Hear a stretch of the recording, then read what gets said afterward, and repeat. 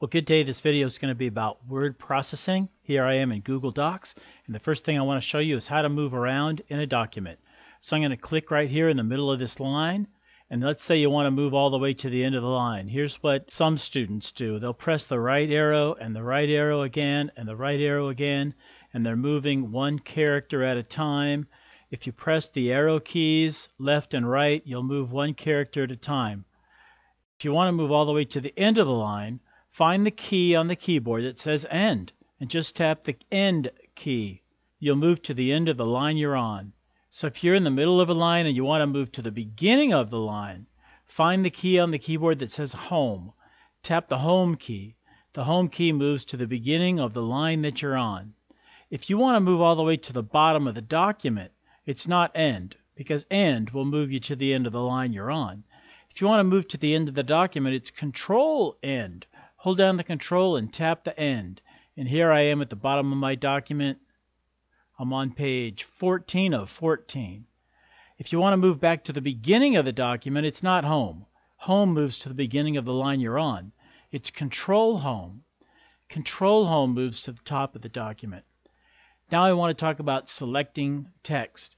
If you want to select some text, maybe you want to select this word last, you could take the mouse and highlight it like that, and then say, okay, I want to underline it. That's U for underline. I'll give it a click, and there it's underlined. That's one way to highlight a word.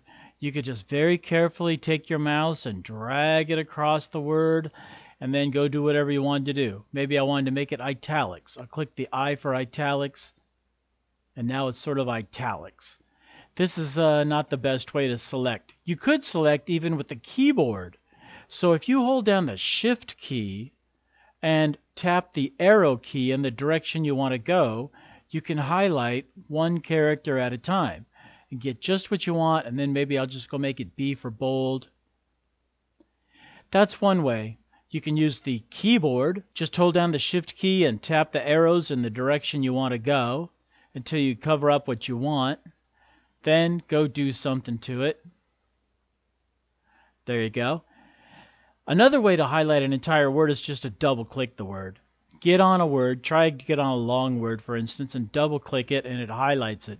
Then you can do things like change the text color. I'm going to make it red. If you want to select an entire paragraph, you have to click in the paragraph and then triple click. 1, 2, 3. 1, 2, 3. There, I highlighted the entire paragraph. Maybe I'll change the text color to blue just so you can see what's going on. Now I want to talk about point size. Point size is how tall the letters are. So I'm going to triple click this one line paragraph and I'll change the point size. Right now it's 12, I see, and you can change it to any one of these pre-selected numbers, or you could just type in your own number. Let's try to make it 18 and see what happens. So I made it bigger, or you can make it smaller. Let's make it 8. So I can change the point size right here. Normal everyday typing, I think you already know, is 12. 12 point is normal everyday typing. If you wanted to do a heading like this one is, you might make it 18 and it'd be a nice heading. You can also change the point size with a keyboard, and that's how I do it. Highlight some text like this. Triple click 1, 2, 3. This single line is a paragraph, you know, because I pressed enter at the end. So that made it a paragraph. You select some text and you hold down the Control and the Shift, and then you tap the angle bracket. That's the one on the period, and you can just tap it, tap it, tap it, tap it, tap it till it gets bigger and bigger and bigger. You can do the same thing to make it smaller. Hold down the Control and the Shift and tap the left angle bracket. That's the comma key. So I tap comma, comma, comma as I'm holding down Shift and Control, and I can change the point size that way. Now I want to talk about alignment. You can click anywhere in a paragraph and go up to this alignment. Now yours might be spread out so you can see all of the choices at once, but mine's all condensed right now as I make this video.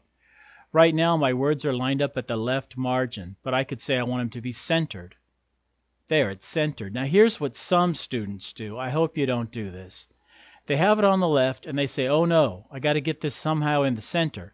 So they'll just press the space bar a bunch of times until they think, yeah, that's pretty much in the center. And they're just pressing space bar, space bar, space bar until they finally get there. Okay, do not do that. I'm going to do Shift Home so I can highlight all those spaces, and then I'm going to tap Delete. Now I'm going to do the Tab key because some kids do this. Don't do this. They press Tab, Tab, Tab until they think it looks pretty good, and then they say, look, Mr. Lushenko, I centered it. Okay, that's not centered. I'm going to highlight from here all the way to the beginning. Shift Home. I'm going to delete that with the Delete key. Don't use the space bar. Don't use the tab. If you want things to line up in the center, just use the center button. It's very simple. There you go. Now you might notice that this paragraph that I have right here is all lined up on the left, and the left-hand side is very straight, but the right-hand side is all jaggedy. It's not straight at all. This paragraph is left aligned. It's lined up on the left. You don't have to have paragraphs that line up on the left. Here's a paragraph, just a single line paragraph, and I want it to line up on the right. I'm going to have it line up over here where the margin is. You see that little triangle? That's the margin. So I'm going to change the alignment, and I'm going to make it right aligned. Look at that. It says right aligned. I can do the same thing with a paragraph. You don't have to highlight things. Just anywhere in the paragraph, and I'm going to make it right aligned. Now it's lined up on the right. That looks kind of funny in America, doesn't it? We wouldn't type like that. Let's change it back to left. Now there's 4 choices under alignment. There's left, there's center, there's right, and there's this one that says justify. I'm going to try that one on this paragraph. I'm in the paragraph, so I'm going to do justify. And look, it's lined up on both sides. It's lined up on the right and it's lined up on the left. A lot of times magazines will do something like this, or newspapers will do something like this. It makes it look nice and neat to be lined up on both sides. And the way they do that is they put a little extra space between words. Well, that's all for this one. Let's move on to part 2.